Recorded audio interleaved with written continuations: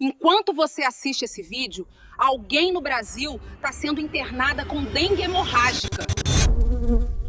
Nós, como estudantes de administração da Unicamp, decidimos nos debruçar no tema da dengue versus quantidade de médicos para o nosso trabalho de métodos quantitativos aplicados. Destrinchamos dados de saúde pública no Brasil para evidenciar por mapas como coroplético e de pontos esses dados para vocês.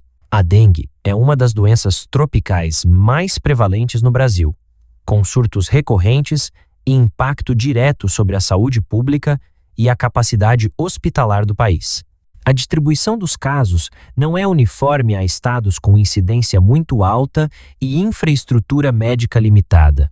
Em contrapartida, outros estados possuem mais médicos por habitante e apresentam menor taxa de agravamento e mortalidade. O problema central deste estudo é entender a correlação entre o número de diagnósticos de dengue e a quantidade de médicos a cada 1.000 habitantes por estado. Essa relação reflete, de forma indireta, o nível de investimento em saúde e a capacidade de resposta dos sistemas locais frente a epidemias. Queremos responder: os estados com menos médicos por habitante registram mais casos e maior mortalidade por dengue? Ou há outros fatores estruturais interferindo nessa dinâmica? Coletamos as informações diretamente de fontes oficiais, no portal da Transparência do Governo Brasileiro. Os dados sobre dengue vieram do Datasus do Ministério da Saúde, e os dados sobre médicos por 1.000 habitantes foram retirados do portal do Observatório Público do Governo Federal. Com os arquivos CSV em mãos, refinamos os dados para que tivéssemos dados brutos refinados e partimos para o processamento no Google Colab. Utilizando a linguagem Python, organizamos os dados, padronizamos os nomes dos estados e tratamos inconsistências para garantir que as informações estivessem preparadas para visualização. No Google Colab, utilizamos os seguintes passos. Passo 1. Instalar e importar bibliotecas. Passo 2. Configurações principais.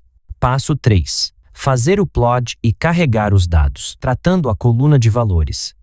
Passo 4. Obter o arquivo GeoJSON dos estados do Brasil. Passo 5.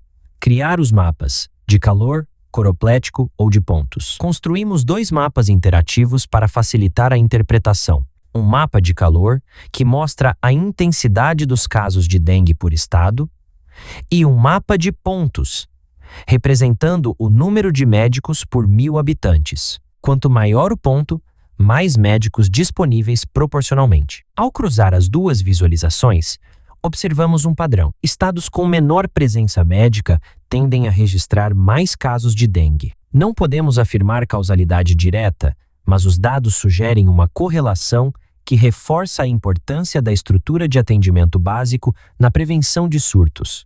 Outros fatores, como clima e chuvas, também impactam nos números.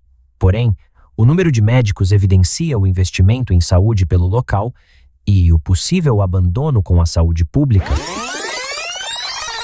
Mas, antes de chegar ao tema deste projeto, tentamos estudar um dos assuntos mais discutidos no Brasil atualmente: o desmatamento e o crescimento da agropecuária. A ideia era analisar se havia relação entre o avanço da produção rural e o impacto ambiental nos biomas brasileiros. Mas nos deparamos com um obstáculo inesperado: a falta de dados públicos consolidados e confiáveis. Sim, em um país onde o agronegócio representa quase 25% do PIB, simplesmente não existem bases de dados acessíveis e bem estruturadas para cruzar essas informações. Foi uma surpresa e também uma frustração. Como discutir políticas públicas sérias ou até mesmo posicionamento de mercado se os dados mais críticos estão ausentes ou desorganizados?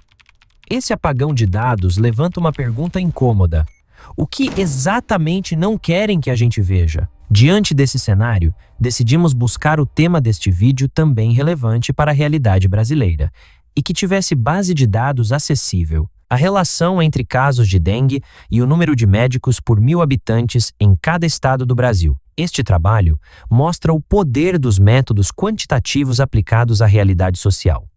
Mas ele também escancara um ponto crítico.